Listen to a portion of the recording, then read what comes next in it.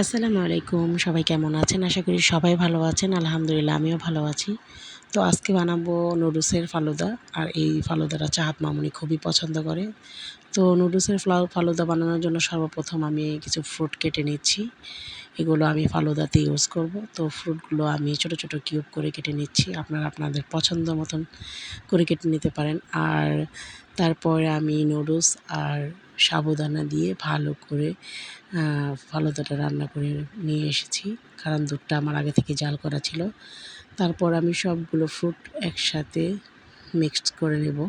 আর এটা করার একটাই উদ্দেশ্য, কারণ আপনি যদি আগে থেকেই এটা মিক্স করে ফ্রিজে রেখে দেন তাহলে এটা মানে ঠান্ডা হবে। আর প্রত্যেকটা ফলের সাথে দুধের মিশ্রণটা খুব ভালোভাবে মিশে যাবে, আর এটা খেতেও খুব সুস্বাদু লাগবে আলহামদুলিল্লাহ। তো আমি সবগুলো উপকরণ একসাথে মিশিয়ে এটাকে ফ্রিজে ঠান্ডা হতে রেখে দেব, কারণ এটা যত ঠান্ডা খাবেন ততই খেতে সুস্বাদু লাগবে। তো সবগুলো আমি মিশিয়ে নিচ্ছি। মিশিয়ে আমি এটা নরমাল ফ্রিজে রেখে দেব প্রায় 2 থেকে 3 ঘন্টা। আর এটা অবশ্যই আপনারা খাবারের 3-4 ঘন্টা আগে বানাবেন। তো এটা বানিয়ে আমি এখন রেখে দিচ্ছি।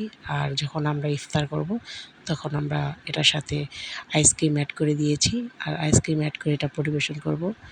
এটা দেখতে যেমন লোভনীয় লাগছে, খেতেও খুব সুস্বাদু হয়েছে আলহামদুলিল্লাহ।